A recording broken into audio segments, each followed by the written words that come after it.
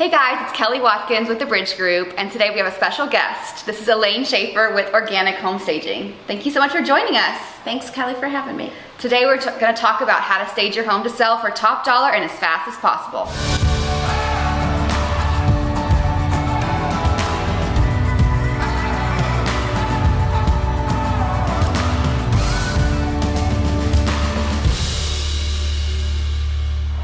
So Elaine is with Organic Home Staging, and she specializes not only in occupied homes but vacant homes as well. Today we're going to talk about an occupied home and 3 top things that you need to do to stage your home to sell it. What's the first point, Elaine? Okay, so the first point is pretty easy. It's all about depersonalizing your home to generalize it. In other words, make it as general as possible so that more people that walk through the door are going to be excited about possibly living in your home. They're going to be able to see themselves in this home. So here's an example of a bookcase, which in a lot of homes is a great place for us to put our family pictures, for example. We put our pet pictures, our children pictures, our trip pictures, things like that. Here's an example of where they generalized it and they kept it so neutral that no one is going to necessarily going to be looking at those pictures, but more importantly, they're going to be looking at how nice this bookcase is and how they can visualize their pictures on the bookcase. So after depersonalizing your home, the second point is to have less is more so you can really showcase the home. So tell us a little bit more about that. Okay, thanks, Kelly. It's normal for every home to be lived in. We accumulate a lot of things over the years, but in this case, we want less is more. A good example of that is furniture. A lot of times we have a number of pieces of furniture because we have people sitting in our living room, and it may preclude people from actually being able to see their furniture in that room. So, for example, in this house, you have this beautiful window. And so you would want that to be the line of sight for when a person walks into the home. And so an example of less more is, even though you have these 2 beautiful chairs here, I would probably move this chair out. I'd probably put it somewhere else, maybe in another room where if you have room, or maybe in storage, because you really want people to be able to see how beautiful this window is. And that's an example of less is more. A lot of times it's just about moving stuff into different rooms, changing up the room a little just by putting a table in a different area may make the room look bigger. But the goal is to make the room look as big as possible.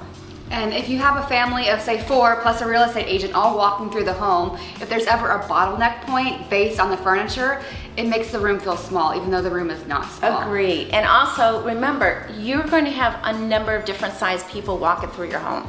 So you don't want that 6'5" poor gentleman walking through and feeling that this room is way too small for them, for example. Yeah, absolutely. So Elaine, what's the third and probably the most important thing?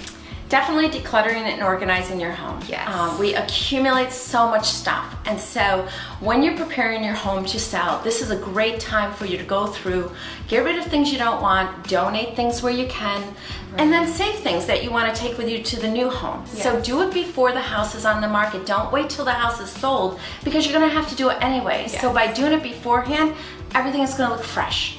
So an example of where we do accumulate a lot of things is our kitchen. Yes. We accumulate a lot of things on the countertops and in the cupboards, for example.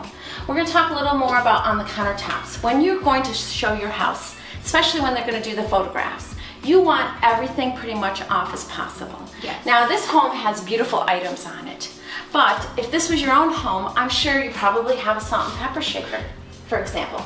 I would take these off, put them in the cupboard. Yes. You don't need them on there. I would also probably suggest taking off anything like your utensils. You don't need that on there. Your toaster. Coffee pot, I don't have a big problem with a coffee pot because a lot of people drink coffee, but that should be the only thing on your countertop. You want the potential buyer to come in here and see the beauty of the kitchen, the beauty of the countertops, and they also associate an organized, clean house as being a good house to buy.